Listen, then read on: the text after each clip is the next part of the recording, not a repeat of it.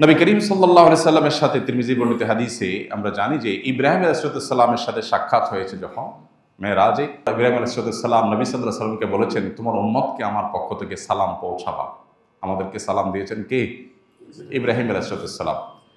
সালাম পৌঁছে তোমার উম্মতকে বলে দিবা যে জান্নাতের মাটি বড় পবিত্র, এর পানি বড় সুমিষ্ট, আর জান্নাত পুরাটাই কিন্তু খাঁখা শূন্য জায়গা।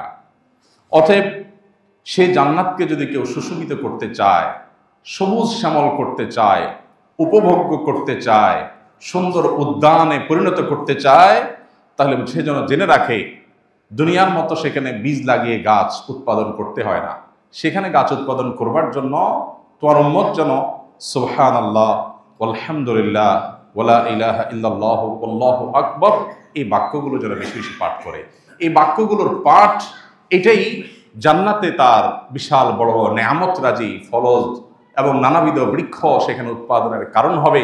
অতএব তোমার উম্মত যেন এটা জেনে রাখে, তাদেরকে জানিয়ে দিও যে জান্নাত সেটার জন্য কিন্তু তাদেরকে পার্থিব জগৎ থেকে জীবদ্দশায় দুনিয়া থেকেই তাদেরকে কিন্তু সেখানে উৎপাদন করে তারপরে সেখানে আসতে হবে। এই বার্তা নবী সাল্লাল্লাহু আলাইহি সাল্লামকে ইব্রাহিম আলাইহিস সালাম দিয়েছেন আমাদের উদ্দেশ্যে। বিধায় এখান থেকে শিক্ষা গ্রহণ করে আমরা বেশি বেশি তাসবিহ, অবসর সময়ে আল্লাহর পবিত্রতা জ্ঞাপন, আল্লাহর একত্ববাদের স্বীকৃতি, আল্লাহর বড়ত্ব বর্ণনা এবং আল্লাহর প্রশংসা, এই বাক্যগুলো আমরা বেশি বেশি পাঠ করব।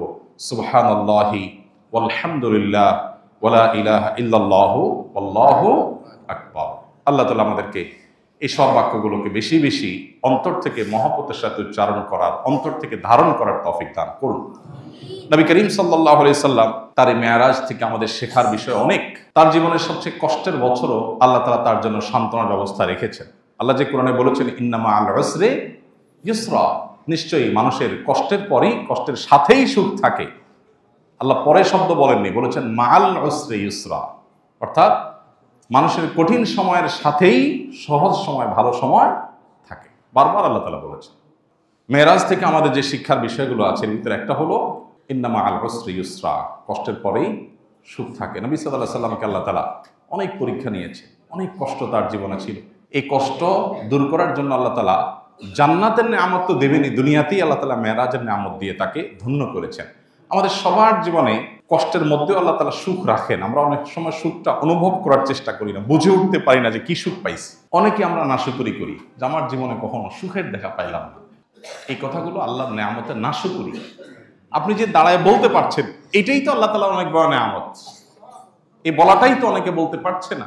কত পয়সাওয়ালা মানুষ আছে, অনেক পয়সাওয়ালা মানুষ এই ঢাকায় আছেন, আমি চিনি, ব্যক্তিগতভাবে জানি, চোখ দিয়া দেখতে পান না, কোটি কোটি টাকার অ্যাসেট, কিন্তু নিজের অ্যাসেট নিজের কাছের লোকদেরকেও দেখতে পারেন না।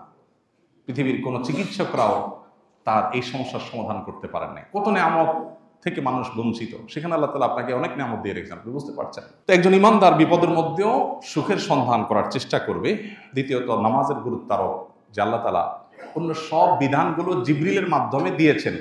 নামাজ কত গুরুত্বপূর্ণ হলে নবীজিকে আল্লাহ তাআলা মেরাজে ডেকে নিয়ে তারপর সরাসরি দিয়েছেন, জিবরিলের মাধ্যমে দেন নাই। এখান থেকে নামাজের গুরুত্ব বোঝা যায়, অনুধাবন করা যায়। সেই নামাজ অবলীলায়, ঠান্ডা মাথায়, জেনে শুনে, ইচ্ছাকৃতভাবে আমরা যখন নষ্ট করি, তখন আর আল্লাহর আরশ প্রকম্পিত হওয়ার মতো অপরাধ হয়ে যায় সেটি। এবং এর দায় যে কত বড় হতে পারে, এর শাস্তি যে কত জঘন্য হতে পারে, সেটা একমাত্র আল্লাহ তাআলা ভালো জানেন।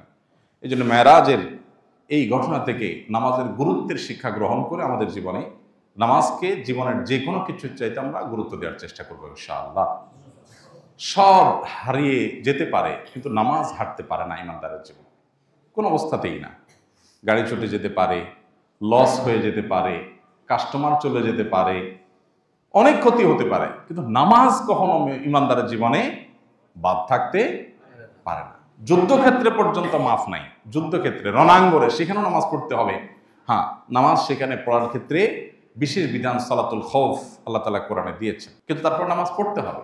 কারণ সতর ঢাকার মতো কোনো ব্যবস্থা নাই, এমন কোনো কঠিন জটিল পরিস্থিতির মধ্যে আছেন, এদিকে সতর ঢাকা নামাজের জন্য ফরজ, তাকেও নামাজ পড়তে হবে। প্রয়োজনে সতর ছাড়া, ঢাকা ছাড়া বসে বসে নামাজ পড়বে, তারপর নামাজ পড়তে হবে।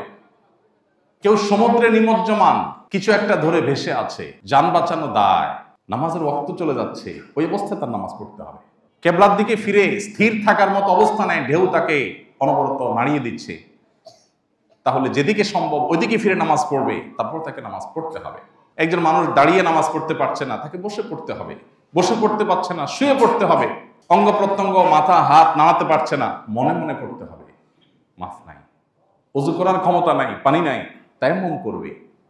মাটিতে থাকুক আর আকাশে বিমানে থাকুক, রেলে থাকুক আর বাসে থাকুক, নামাজ কখনো মাফ নেই। প্রত্যেকটা বিধানের বিকল্প আছে। রমজানে রোজা রাখতে পারছেন না কারণ আপনি সফরে আছেন, ট্যুরে আছেন, শরীয়ত বলেছে অসুবিধা নাই, পরে রাখি দিও। কিন্তু নামাজের ক্ষেত্রে এটা বলে নাই যে সফরে আসো, কষ্ট হচ্ছে, ঠিক আছে নামাজ না রাখলে চলবে বা পরে পড়লে চলবে না, সময় মতো আদায় করতে হবে। আল্লাহ তাআলা নামাজের গুরুত্ব আমাদেরকে বুঝার তৌফিক দান করুন। চোখ যেদিন বন্ধ হয়ে যাবে, মহাসত্যের মুখোমুখি যেদিন আমরা হয়ে যাব, সেদিন আমাদের সবার আগে হিসাব নেওয়া হবে নামাজের। নামাজটা ঠিক, বাকি সব সহজ করে দেওয়া হবে। নামাজে গড়বড়, সবগুলোতে আটকা পড়ে যাবে। আল্লাহ তাআলা আমাদেরকে নামাজ নিয়মিত সর্বোচ্চ গুরুত্বের সাথে সুন্দরভাবে আদায় করার তৌফিক দান। আস-সুন্নাহ ফাউন্ডেশন, উম্মার স্বার্থে সুন্নাহর সাথে।